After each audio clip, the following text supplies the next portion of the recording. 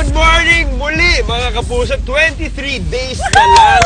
Pasko na. I'm sure excited na silang lahat. Ay, talaga naman. Super excited na kami ni Juancho and Arn. Kaya naman binisita namin ngayon ang Cardona sa Rizal para sa kanilang 20th Kaluskos Kawayan Festival. Alam mo ba, Ate Reg, itong Kaluskos Kawayan Festival, pinagdiriwang nila para magbigay-pugay sa pangunahing produkto ng Cardona, yung kawayan. Ano mo ba yun? Yes, at ang Kaluskos yan ang simbolo yes, nila ito dito. ang simbolo. Ito ang Kaluskos.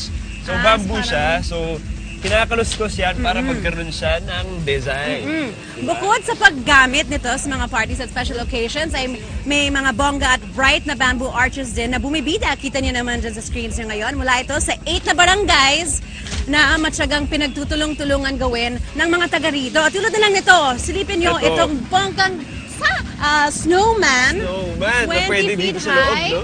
And punong-puno siya ng bonggang Christmas lights. Ano ba, Ate Reg, 20 years na nila sineselebrate itong Oo nga, festival. pero unang-una dito sa unang hirit na yes. natin pinakita.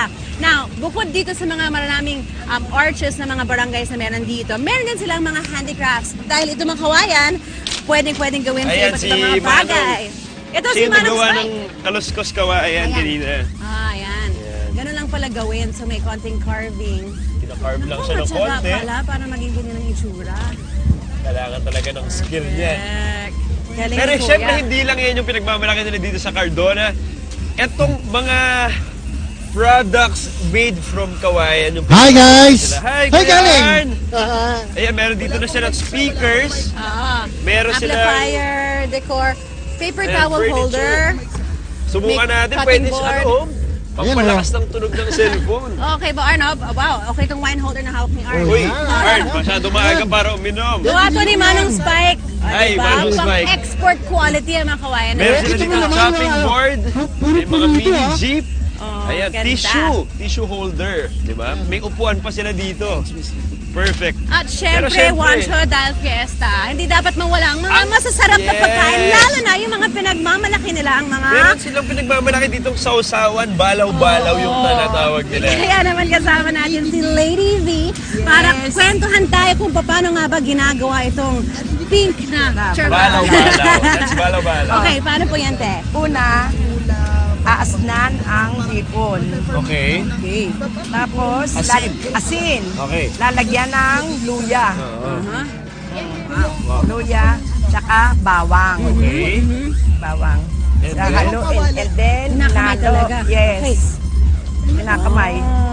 At Tapos? lalagyan ng kanin. Wow, Kaninamig po ba yan? Oh, Yan. kanin.